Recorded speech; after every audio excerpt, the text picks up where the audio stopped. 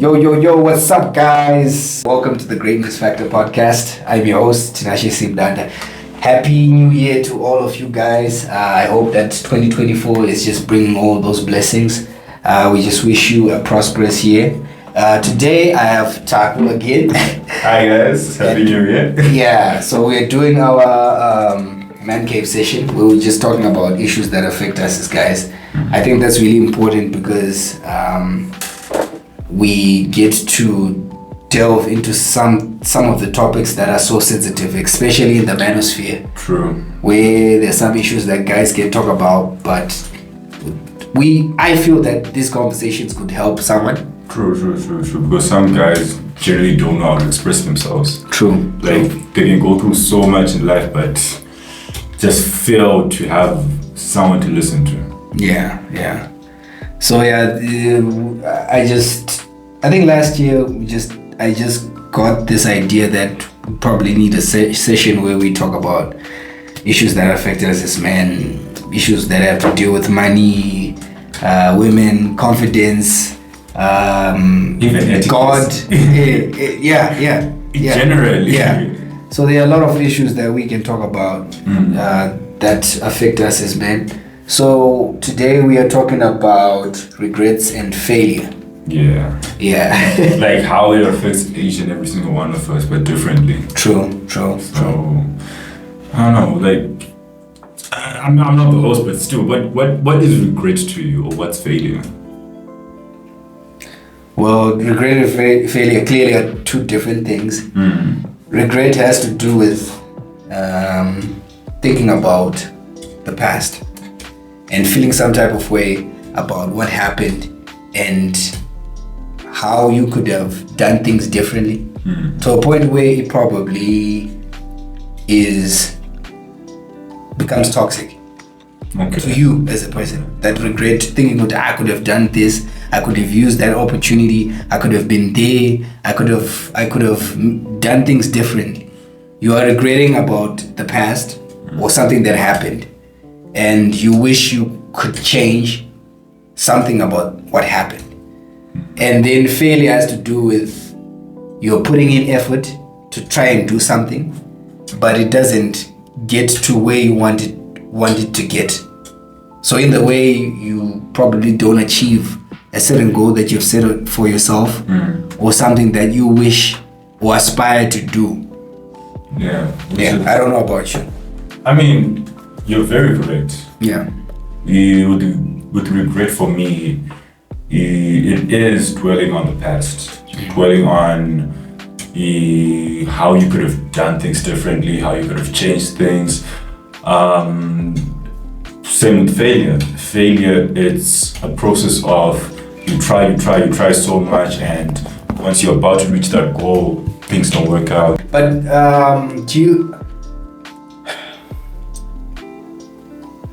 I kind of feel like when it comes to men, people are very unforgiving in terms of failure. It's you're not giving grace.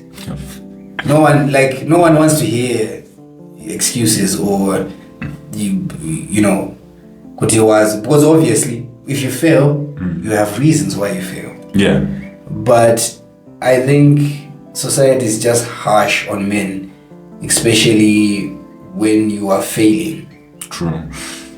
I think it all goes back to the primary human nature of men provide. Like, if you fail to provide, you are less of a man or you're not a man. Yeah. Generally. No, that's tough, bro. Yeah. Because everyone's looking at you.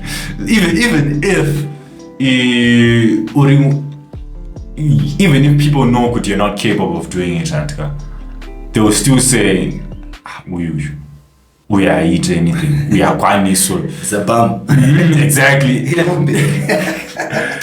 And you're there in life. You're like, okay, but we try out. It's like, yeah, but no, people don't. But for me, but I think that's a very important thing that you said, Kuti. it comes from the societal expectation of a man to provide. But for me, what I've learned about failure, it's not about failing. It's about the next step. And it becomes difficult for someone to actually figure out the next step if you are sort of criticizing them. You failed. People, like you were saying, people then get into the box, I'm a failure. Yeah. And they become shut off to the next step. So I think as much as it's good that we can't run away from that societal expectation. You can't. But I think people should then try to, rather than tear down a man, they should build him up, especially when he's failing. Especially to the people that are around that person. I agree. But generally, there's certain things that you will never get to hear in life as a man. For example, sometime last year, I was on my all-time high, like just ecstatic, euphoric, just enjoying life. And I wrote on my status, I am proud of you. The amount of people that were like, thank you, my guy. I just said, I'm proud of you. I didn't specify who anything. Like, on my status, people were just going like, thank you. We're trying to do better. And it showed me that not a lot of people hear those words. Even me, I either don't hear it, or when I hear it, it gives me the sense of assurance that let me keep on going, let me keep on doing. And most guys, if you either don't produce results or don't meet certain expectations in life, you will never hear those words. Or even if you do, for example, you might be a multi-billionaire. You get cheers from many people, but that one person who says, I'm proud of you, it changes your life. It really changes your life. It hits kind of different when you hear I'm proud of you. I'm proud of you, or you're doing good.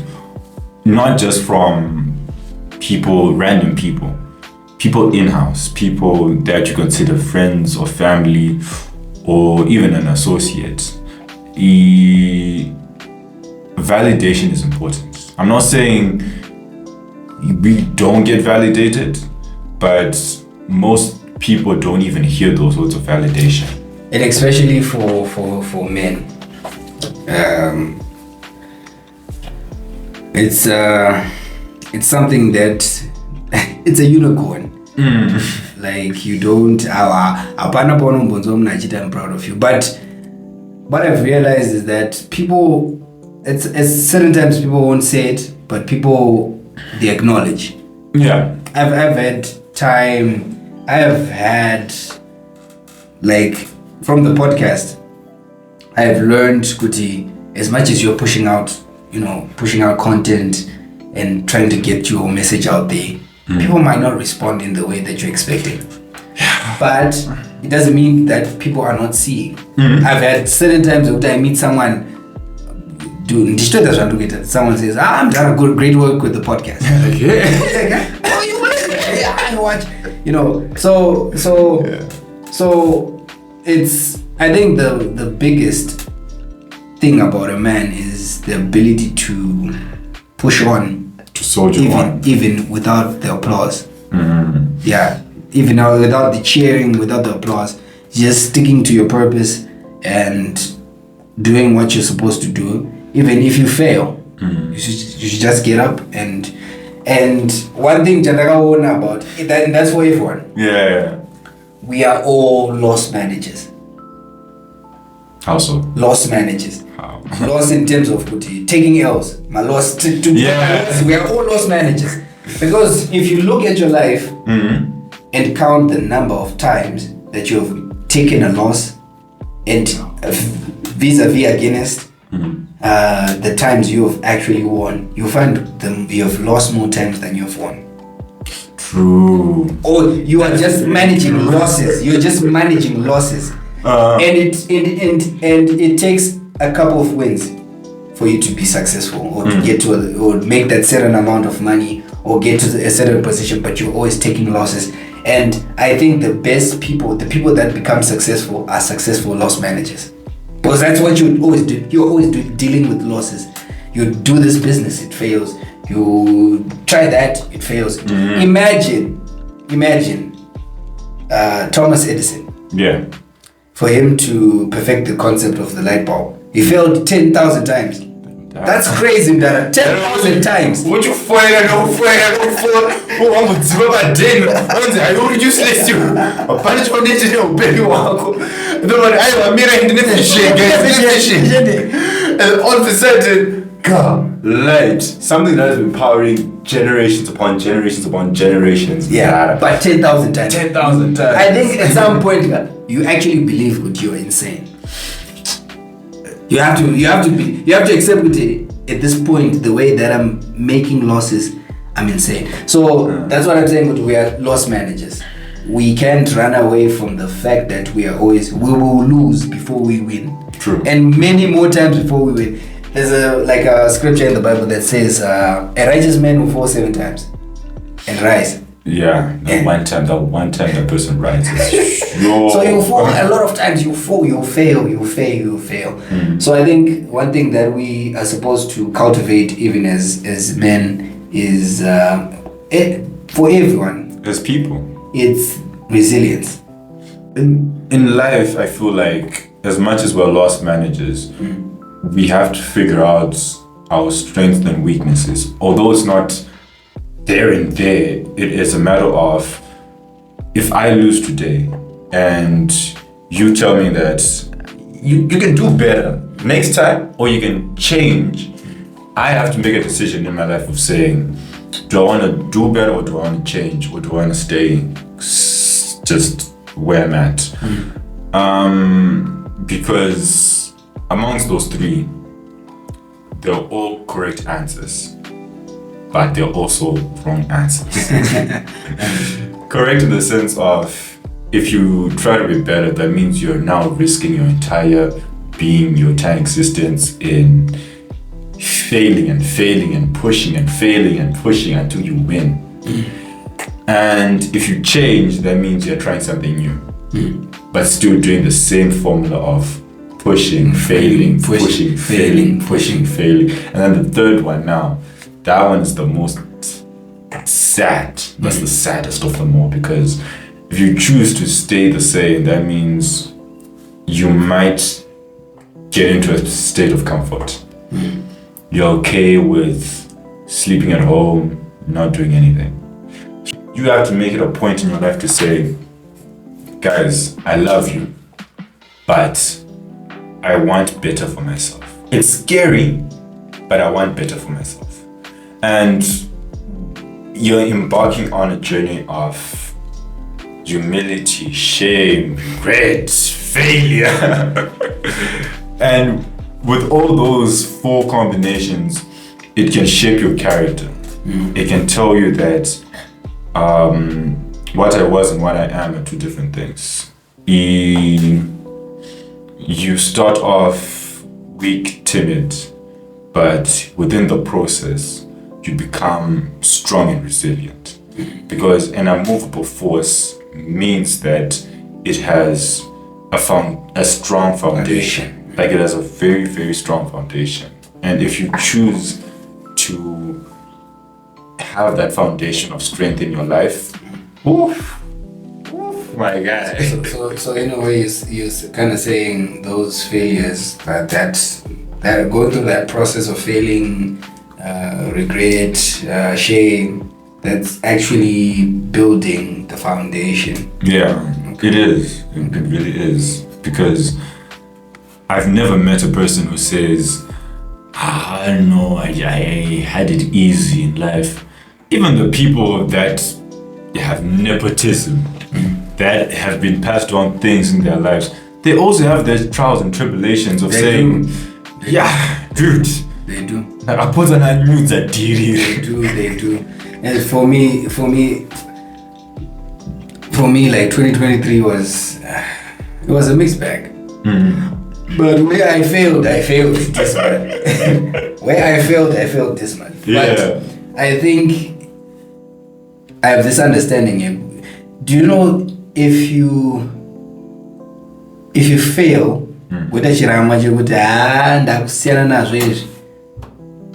the most difficult question to ask yourself is what now?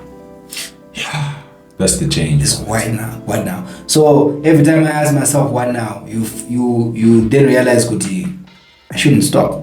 I should keep going until I get to where I want to get to.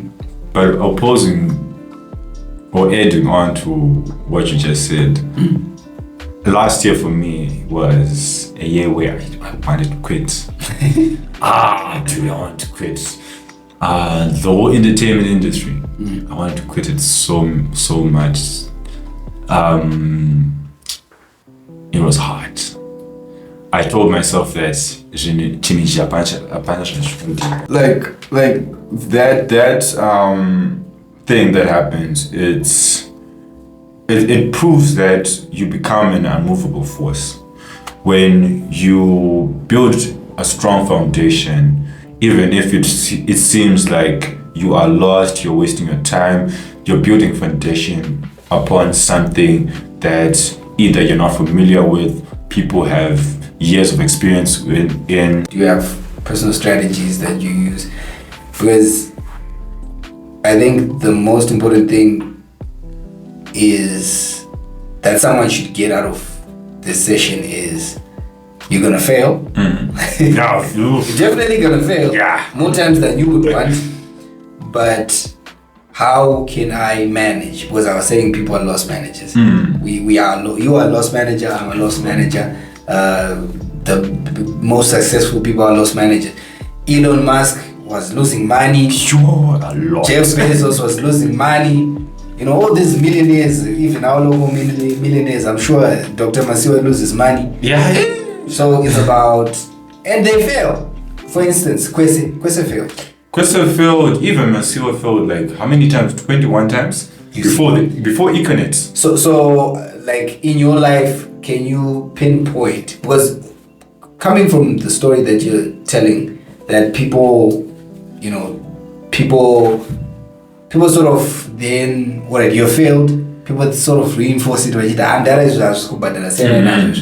How then have you managed to keep going? Are there personal strategies that you can identify? Good, I know that could help someone.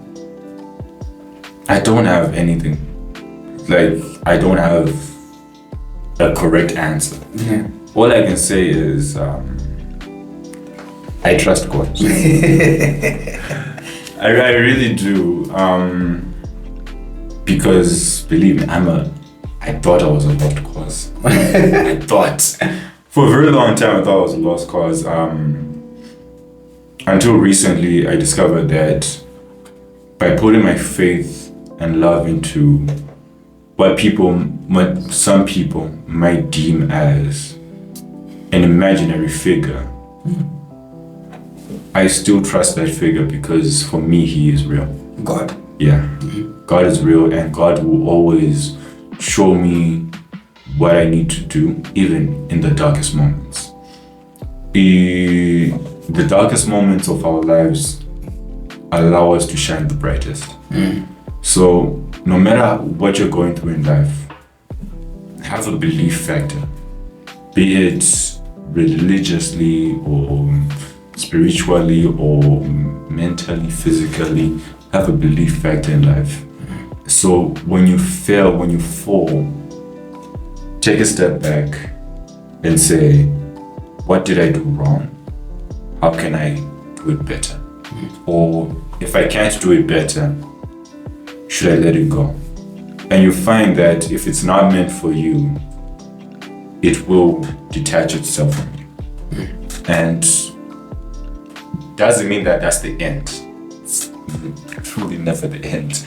When you detach yourself into something that you've been trying to work yourself towards, other opportunities are presented. Personally, for me, I think one thing that has helped me with that, dude, I've failed. Like you wouldn't believe. One thing that helped me is, I think, your attitude is the way you see failure.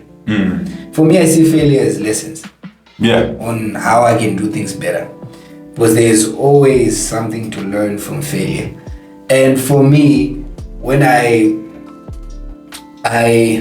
come to accept that I fail, but also acceptance actually it's because more I'm not gonna accept it, but it cripples them from trying trying again. So I think I have a positive relationship with failure. I see failure as lessons, and I accept that I will fail, but that doesn't mean I shouldn't try. Yeah. Because I don't know what would happen if I think the fear of never having tried for me is more than just sitting and saying that's regret. that's regret right there.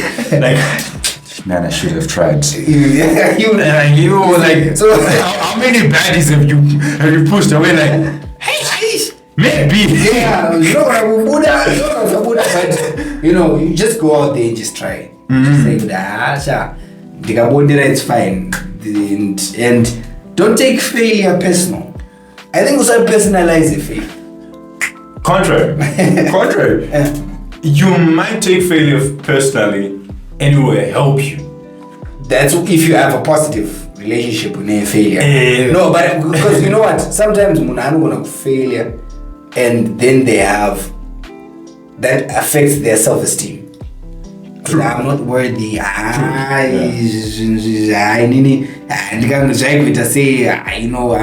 not, like, it's like going after a chick, and it's going after a chick. Baby, at least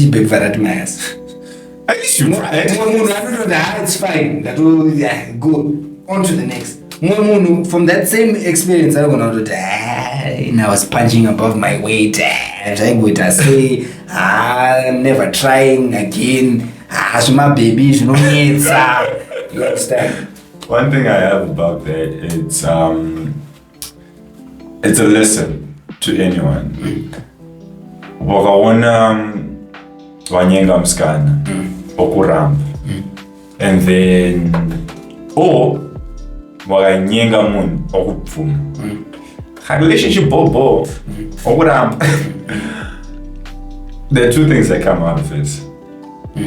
You're heartbroken, but from your heartbreak, you can either become a good person or a monster. Like,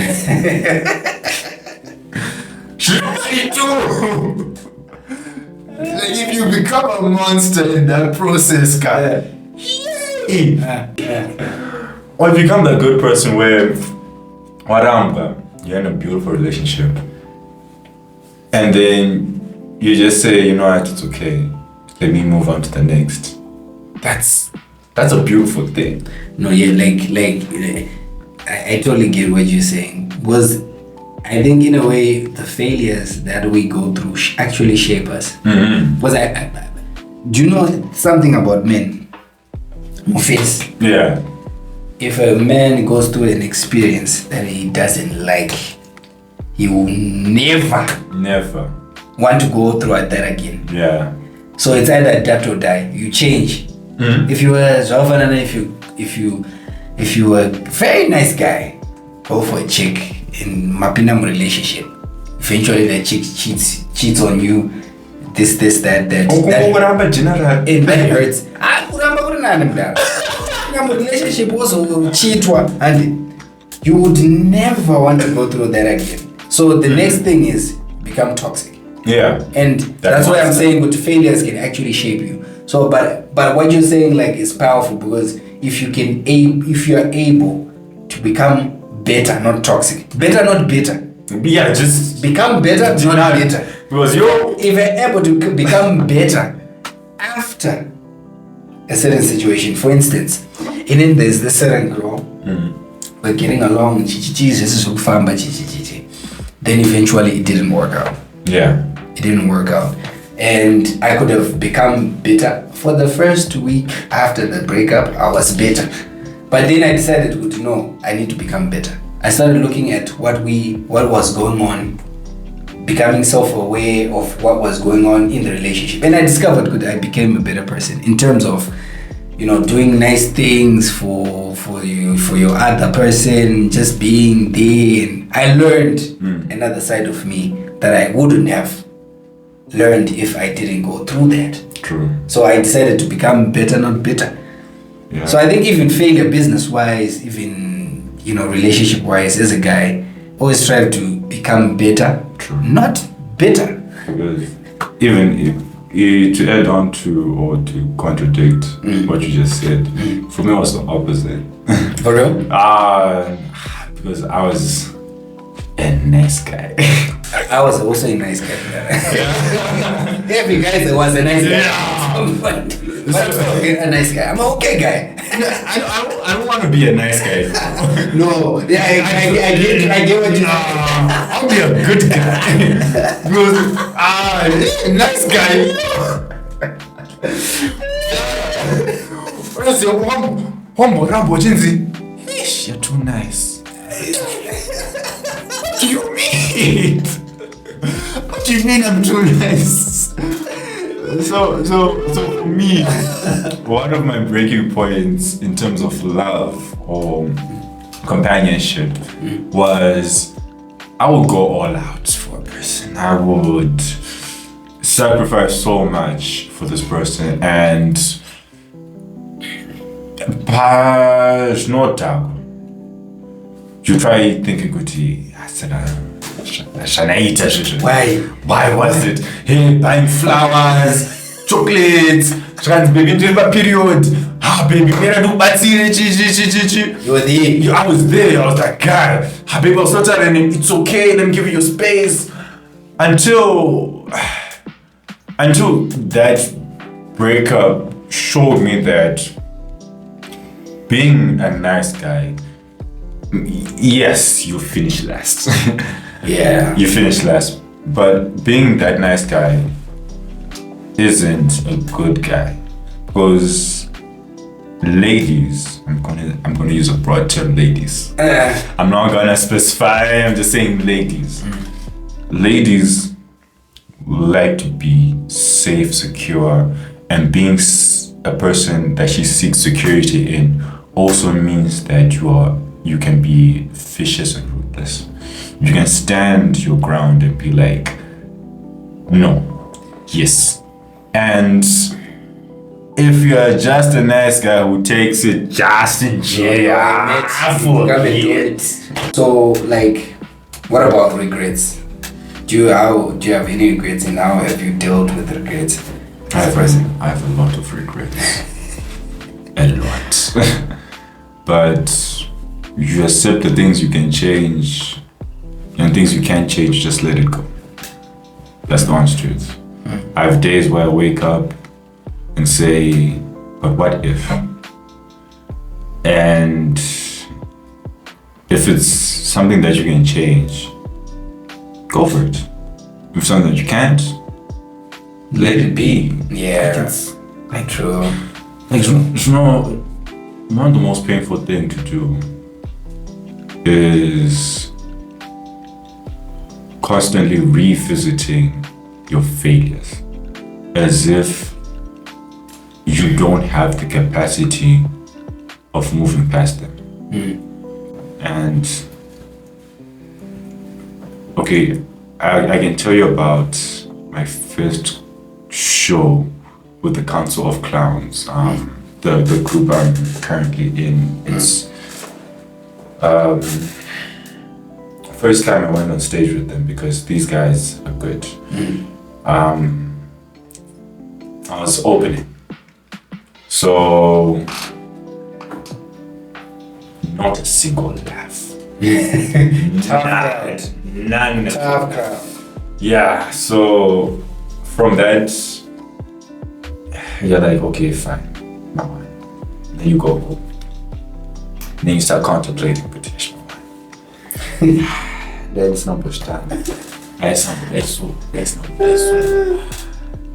And then, we have a show next week. Do you want to be a part of it? You tell yourself, felt Bye. I felt bad. Bye. That's the regret part. And then you're like, bro, where do we? There you go. Thank you. This is my life again. And you're like, yeah. I made I just wrong with it. And then you sit down, you talk to the other comedians. These guys had their laughs, they had good moments. And then you go home, you're sobbing, you're like, maybe my lessons, maybe things could have been better, maybe I wouldn't bomb, because that's the term we use my comedy shows. If you fail to make people laugh, you've bombed. It's kind of like being booed off stage, but these people are just quiet. They are booing you quietly. So after you bomb a few times, you start feeling, maybe this is not me.